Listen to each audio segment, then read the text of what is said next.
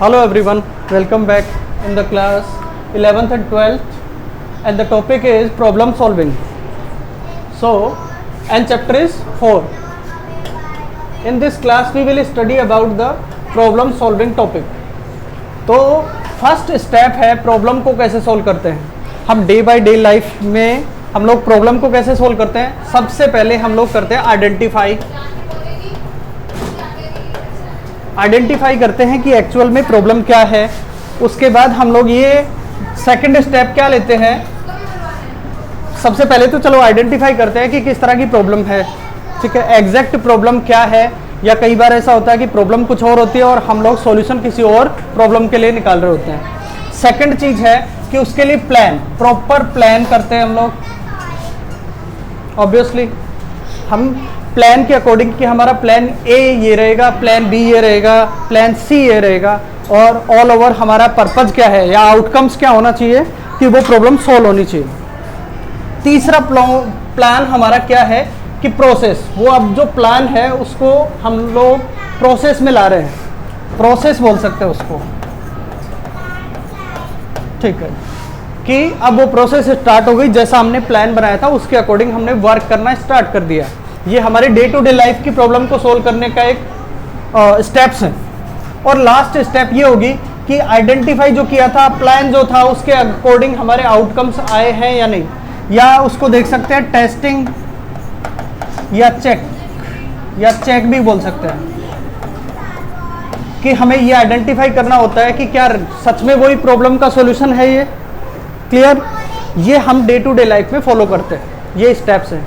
अब हम लोग कंप्यूटर साइंस की बात करते हैं कि प्रॉब्लम को कैसे सोल्व करते हैं। पर्टिकुलर वहाँ पे प्रॉब्लम होगी तो ऐप से रिलेटेड होगी, कोई डेटा से रिलेटेड होगी या नेटवर्क से रिलेटेड होगी। सबसे पहले हम लोग एक्चुअली में हम लोग पढ़ रहे होते हैं कोडिंग। बेसिक मीन्स ये है, और कोडिंग कौन सी, हाई लेवल लैंग्वेज। और हाई लेवल लैंग्वेज में हम लोग रीड कर रहे हैं या अंडरस्टैंड है कि पाइथन। तो पाइथन लैंग्वेज हमारा बेसिक पर्पस है, और पाइथन के अकॉर्डिंग हम लोग सारे स्टेप्स कैसे फॉलो कर रहे हैं उनको हम टेक्निकली वन बाय वन देखते हैं। तो फर्स्ट है स्टेप फॉर प्रॉब्लम सॉल्विंग। सबसे पहले है एनालाइजिंग द प्रॉब्लम। हमने ये ही डे टू डे लाइफ में क्या करते हैं, आइडेंटिफाई करते हैं। सेम वैसे ही है, पहले एनालाइज करना पड़ेगा कि what is the exact problem.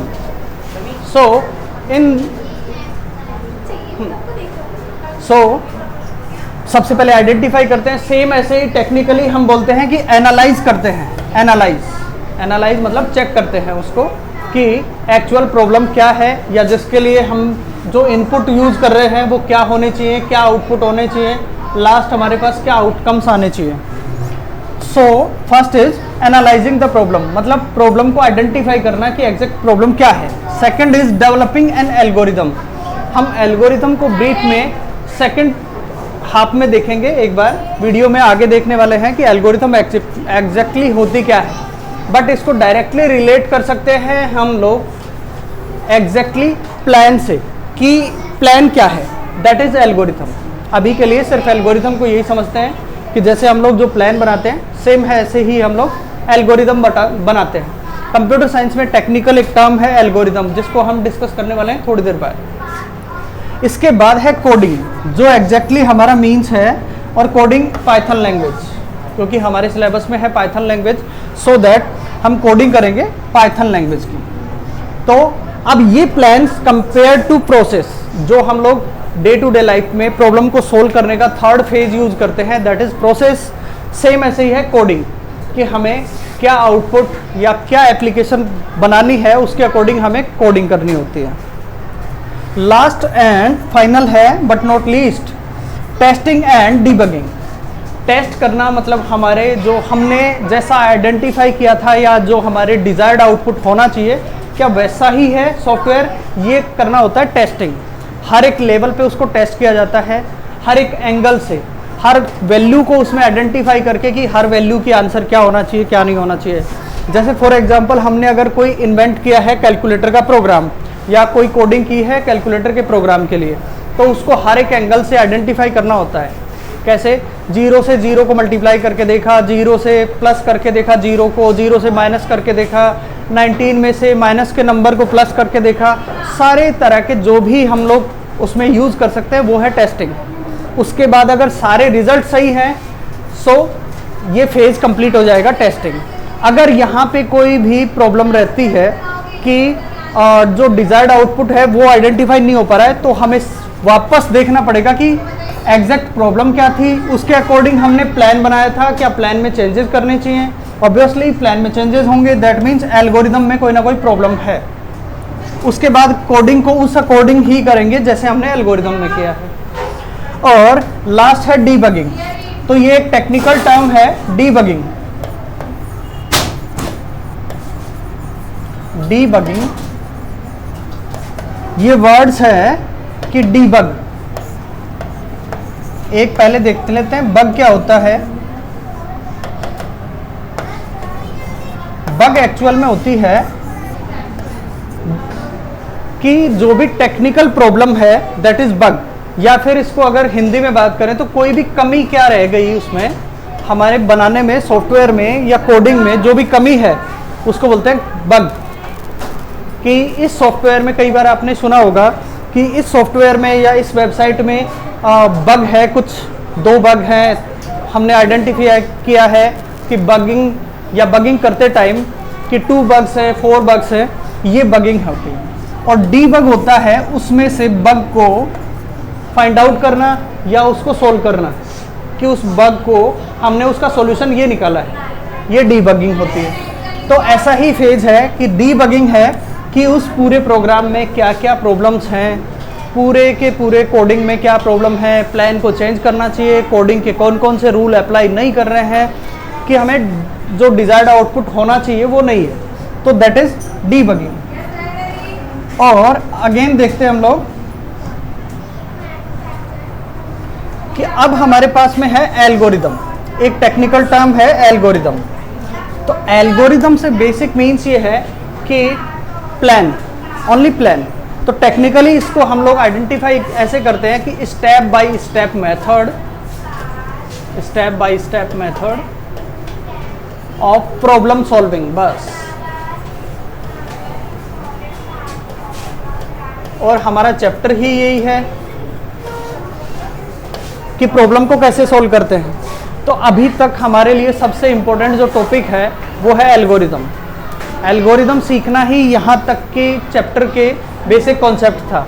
तो एल्गोरिथम से बेसिक मीन्स ये है कि प्लान, और टेक्निकली बात करें तो प्लान का मतलब ये है या फिर एल्गोरिथम का मतलब ये है step by step method of problem solving. किसी भी प्रॉब्लम को सोल्व करने के क्या क्या स्टेप्स हैं, कैसे वो प्रॉब्लम सोल्व होगी, पहले ये करना पड़ेगा, सेकंड टाइम ये करना पड़ेगा।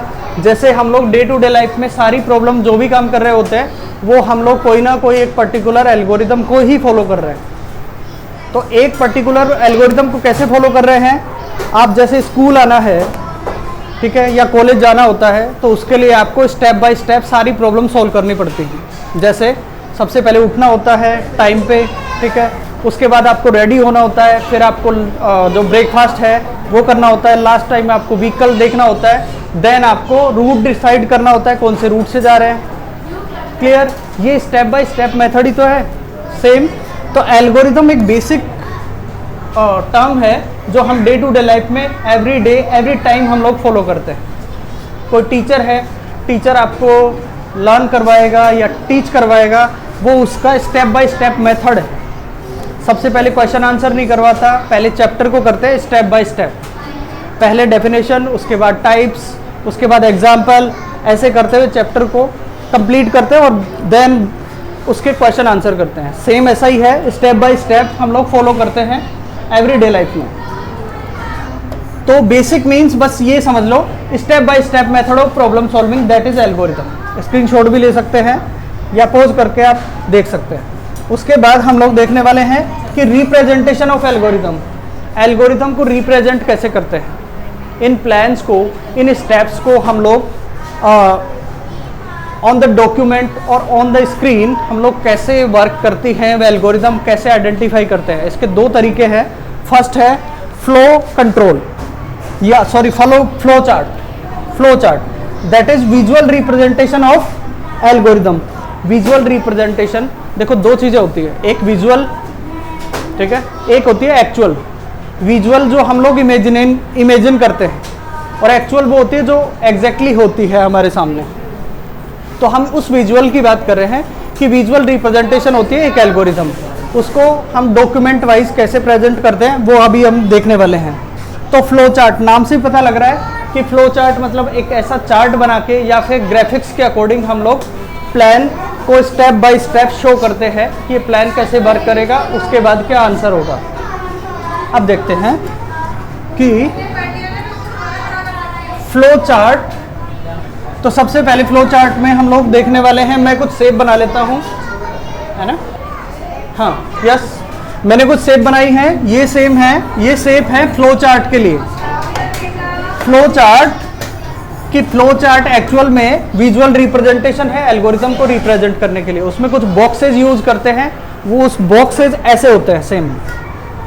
देखते हैं ये वाला बॉक्स है जो कि एग्जैक्ट, यस क्लास, ये एग्जैक्ट एक रेक्टेंगल नहीं है, रेक्टेंगल ये है, बट कुछ रेक्टेंगल जैसी शेप जिसके एजेज हैं वो शार्प नहीं होते हैं, क्लियर, कर्व होते हैं। इसको बोलते हैं हम लोग स्टार्ट या स्टॉप के लिए यूज करते हैं, स्टार्ट या स्टॉप के लिए। जब भी, सॉरी, STOP, यस, स्टार्ट और स्टॉप के लिए यूज करते हैं, कोई बात नहीं है ना, सॉरी शक्तिमान। चलो, स्टार्ट और स्टॉप के लिए यूज करते हैं। जब भी हम लोग एल्गोरिथम स्टार्ट करेंगे सबसे फर्स्ट में ये वाला बॉक्स यूज करेंगे, देन लास्ट में हम लोग स्टॉप करने के लिए ये वाला बॉक्स यूज करेंगे। अभी करके देखेंगे एक एग्जांपल। इसके बाद है, ये है प्रोसेस, PROCESS। प्रोसेस जब भी करेंगे उसका मतलब ये है कि कौन कौन से इनपुट हम लोग यूज करने वाले हैं, उन इनपुट के को लेके हम लोग क्या आउटपुट चाहिए, क्या क्या प्रोसेस होनी चाहिए, प्लस करना चाहिए, माइनस करना चाहिए, मल्टीप्लाई या डिवाइड, ये सारी प्रोसेस का पार्ट है। ये है डिसीजन, ये डिसीजन के लिए ये शेप यूज करते हैं। डिसीजन मीन्स है कि हमें डिसीजन लेना होता है कि यस और नो। इसमें एक्चुअल में ये बेनिफिट है कि इसके दो ही डिसीजन होते हैं, या तो यस और नो या फिर ट्रू फॉल्स, दो ही कंडीशन होती है, ट्रू फॉल्स, क्लियर। तो दो तरह के डिसीजन ले सकते हैं, या तो यस होगा तो ये आंसर होगा, नो होगा तो ये आंसर होगा, देन दोनों कंडीशन में स्टॉप होगा। अभी एक एग्जांपल करके देखेंगे। उसके अलावा एक और शेप है जो कुछ पैरेललोग्राम जैसी है। पैरेललोग्राम ये यूज होती है बेसिकली इनपुट और आउटपुट के लिए। जब भी हम लोगों को इनपुट देना होता है या जो फाइनल आउटपुट होता है उसके लिए पैरेललोग्राम यूज करते हैं, ठीक है। पैरेललोग्राम यूज कर रहे हैं इनपुट और आउटपुट के लिए। ये एल्गोरिथम के हम लोग फ्लो चार्ट देख रहे हैं। उसके बाद है लास्ट है arrow. Arrow basically decision check करने के लिए होती है, या फिर शेप्स को कनेक्ट करने के लिए। शेप्स को कैसे कनेक्ट करते हैं कि डिसीजन के बाद में ये होगा, देन ये होगा, यहाँ पे एरो है, हम लोग ऐसे यूज कर सकते हैं। तो ये हम लोग आइडेंटिफिकेशन देख रहे थे शेप्स का, तो ये होता है इंडिकेशन के लिए, इंडिकेशन या फिर जो भी शेप्स हैं उनको कनेक्ट करने के लिए।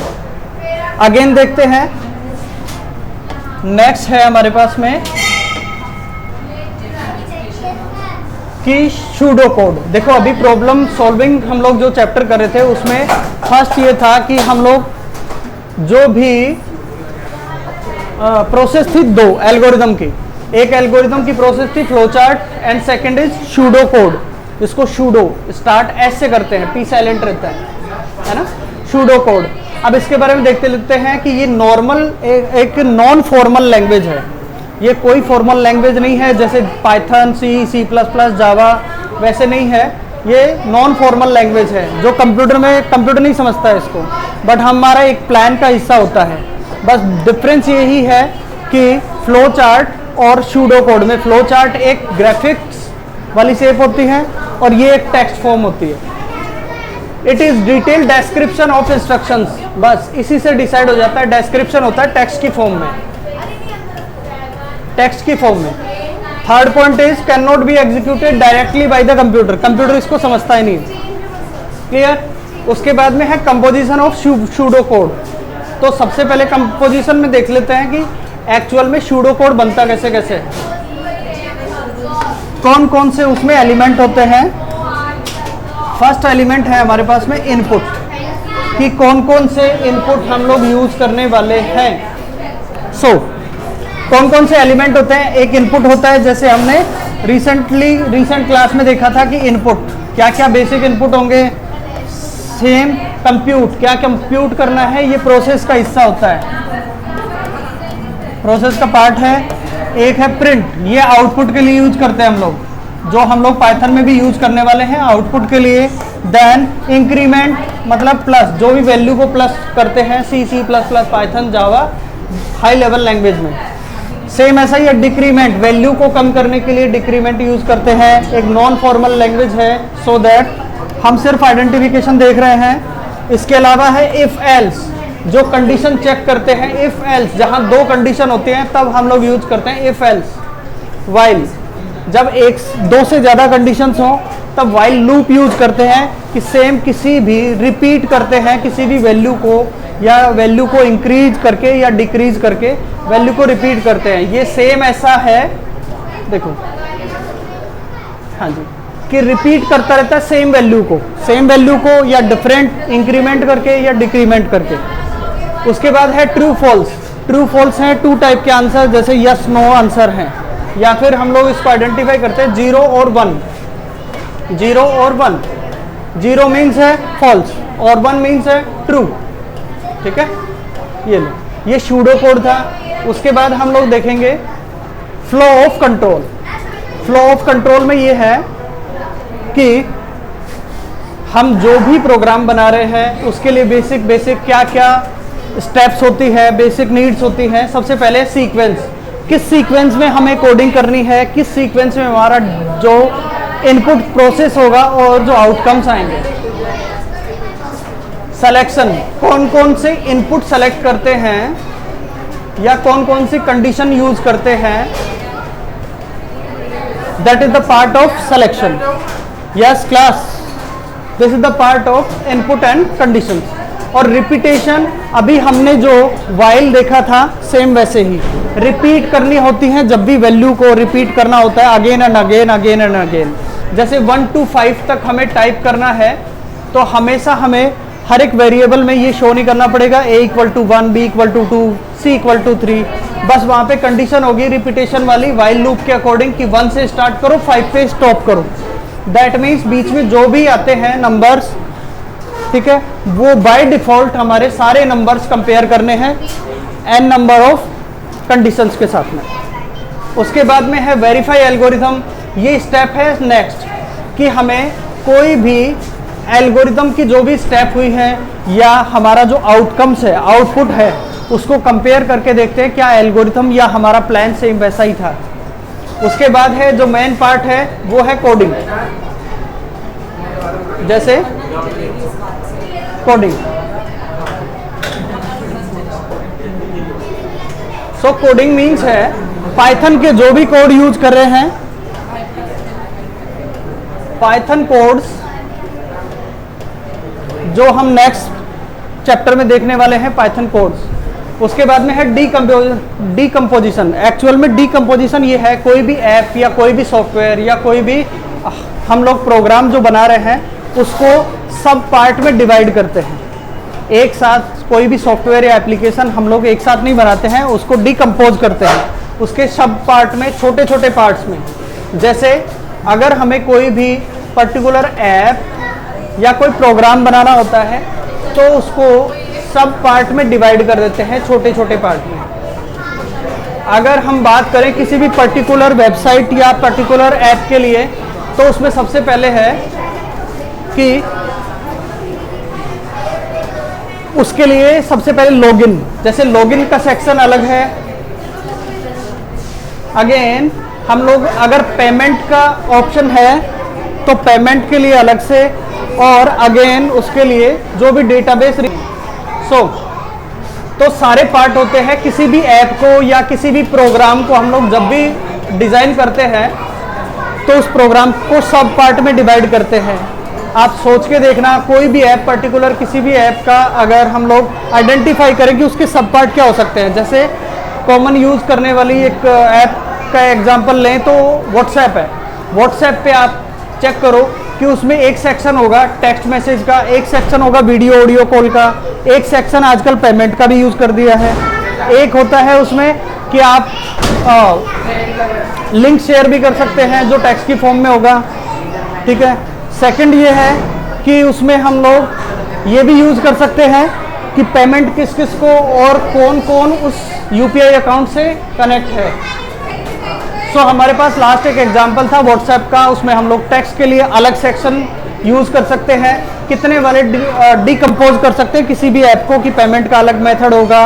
उसमें आजकल हम लोग चैनल बनाने का एक नया फीचर्स और ऐड हुआ है, तो ये सारे उसके सब सेक्शन हैं जिसको डिकम्पोज बोलते हैं।